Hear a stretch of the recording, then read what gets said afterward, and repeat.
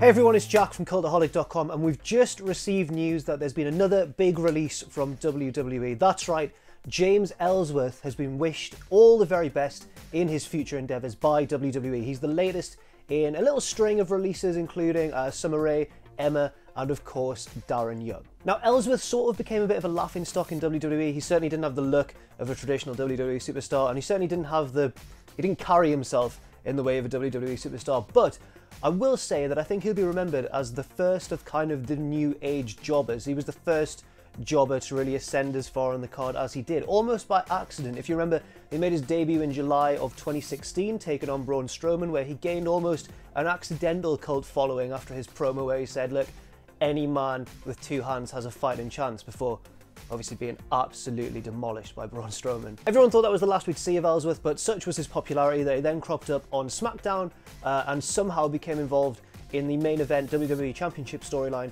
between Dean Ambrose and AJ Styles, who was heel at the time.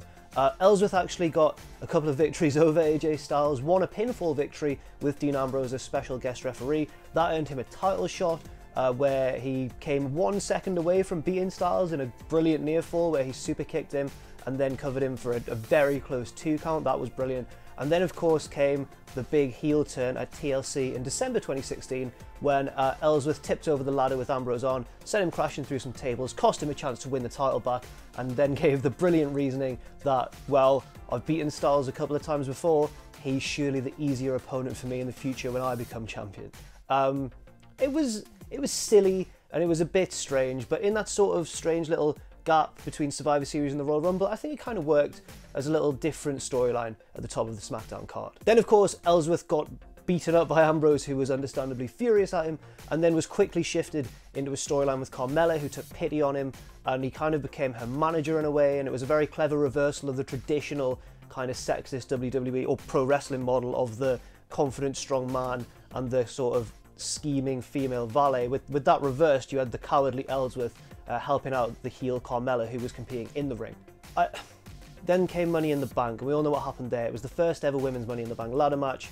Ellsworth scaled the ladder for Carmella, grabbed the briefcase and dropped it down to her. WWE realised their mistake when everything kicked off massively online and hastily booked a second Money in the Bank ladder match, which Carmella won herself, without Ellsworth directly pulling down the briefcase for her. Since that storyline, Ellsworth's been kind of dumbed down a little bit more and became more of kind of a traditional jobber again. In fact, he became the butt of all the jokes. Carmella started leading him around on a dog leash, and it was all kind of like, I'll be honest, this release doesn't surprise me too much. It seemed like WWE had kind of lost direction for Ellsworth, but I will say that he lasted a lot longer than any of us thought he would as a regular member of the WWE roster, and certainly I think provides hope for anyone who's not especially big or even that charismatic or even that good, that anyone in WWE can make the most of themselves if they just try hard, I guess. It's kind of an inspirational story in a way. So yeah, we'd also like to wish Ellsworth the best of luck in whatever he chooses to do next, whether he returns to the independent scene, whether he continues wrestling, or whatever he chooses to do. And, you know, thanks for the memories, James. It's been a lot of ups and downs, but it's been all right. I'm Jack from Cultaholic, delighted to once again be the most prestigious jobber in all the world of wrestling. Yeah? You think? Yeah, cool. Delighted once again to be... Follow me on Twitter at Jack the Jobber. Follow all of us at Cultaholic, and don't forget to check out our Patreon, where there's a system of rewards for different tiers and all the rest of it. You can even have a little vote on punishments in the future. There's a particularly nasty one coming up for Pacitti and Ross for Survivor Series at the weekend. It looks as though it's going to be hair versus hair.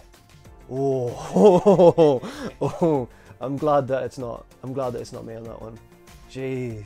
So yeah, thanks very much for watching, and don't forget to join us.